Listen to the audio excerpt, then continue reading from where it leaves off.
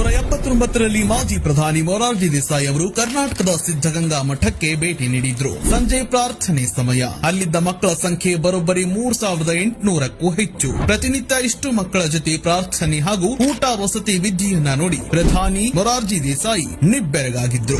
ನನ್ನ ಜೀವನದಲ್ಲಿ ಇಷ್ಟು ಮಕ್ಕಳು ಉಚಿತ ವಿದ್ಯೆ, ಆಶ್ರಯ ಮತ್ತು ಊಟದ ವ್ಯವಸ್ಥೆ ಜಗತ್ತಲ್ಲಿ ಎಲ್ಲೂ ನೋಡಿಲ್ಲ ಅಂತ ಹೇಳಿದ್ರು. ಅಷ್ಟಕ್ಕೂ ಇಷ್ಟು ಮಕ್ಕಳ ನಮ್ಮ ಸಿದ್ದಗಂಗಾ ಮಠ ಮೊದಲು ಶುರುವಾಗಿದ್ದು ಕೇವಲ 60 ವಿದ್ಯಾರ್ಥಿಗಳಿಂದ. ಅದನ್ನ ಶುರು ಮಾಡಿದ್ದು ನಮ್ಮ ನಡೆದಾಡುವ ದೇವರು ಶ್ರೀ ಶಿವಕುಮಾರ ಸ್ವಾಮೀಜಿಗಳು. ಇದು ರಾಜ್ಯೋತ್ಸವದ 100 ದಿನ 100 ಜನ ಕನ್ನಡಿಗರು ಸಿರೀಸ್ ನ ದಿನ 94. ಇವರು ಶ್ರೀ ಶಿವಕುಮಾರ ಸ್ವಾಮೀಜಿಗಳು. ಕನ್ನಡಿಗರು ಇವರಿಂದ ನಡೆದಾಡುವ ದೇವರು, ಜಗದ ಸಂತ ಎಂದೆಲ್ಲ ಕರೆಯುತ್ತಾರೆ. ತಾವು ಬದುಕಿದ್ದ 111 ವರ್ಷಗಳಲ್ಲಿ ಲಕ್ಷಾಂತರ ಮಕ್ಕಳಿಗೆ ಅನ್ನ, ಆಶ್ರಯ ಹಾಗೂ ವಿದ್ಯೆಯನ್ನ ಉಚಿತವಾಗಿ ನೀಡಿ ಬೆಳೆಸಿದ್ದಾರೆ. ಈ ಮೂಲಕ ದೇಶ ವಿದೇಶಗಳಲ್ಲಿ ನಮ್ಮ ಸಿದ್ದಗಂಗೆ ಮಠದ ಮಕ್ಕಳು ಸಾಧನೆ ಮಾಡಿ ಸೇವೆ ಮಾಡುತ್ತಿದ್ದಾರೆ. ಸನ್ಯಾಸಿಯಾಗಿ 88 ವರ್ಷ ಜೀವನ, ಮಠಾಧೀಶರಾಗಿ 77 ವರ್ಷ ಸೇವೆ ಸಲ್ಲಿಸಿರುವ ನಮ್ಮ ಶ್ರೀಗಳ ಈ ಸಾಧನೆಗೆ ಕರ್ನಾಟಕ ಸರ್ಕಾರದಿಂದ ಕರ್ನಾಟಕ ರತ್ನ ನೀಡುವ ಮೂಲಕ ಗೌರವಿಸಲಾಗಿದೆ. ಭಾರತ ಸರ್ಕಾರದ ಪದ್ಮಭೂಷಣ ಕೂಡ ಇವರಿಗೆ ಸಂದಿದೆ. ಬದುಕಿರುವ ಪ್ರತಿದಿನವೂ ನಾಡಿಗಾಗಿ, ಜನರ ಶಿಕ್ಷಣಕ್ಕಾಗಿ ಯಾವುದೇ ಫಲಾಪೇಕ್ಷೆ ಇಲ್ಲದೆ ಬಸವಣ್ಣನ ಮಾರ್ಗದಲ್ಲೇ ನಡೆದ ನಮ್ಮ ನಡೆದಾಡುವ ಸಂತ,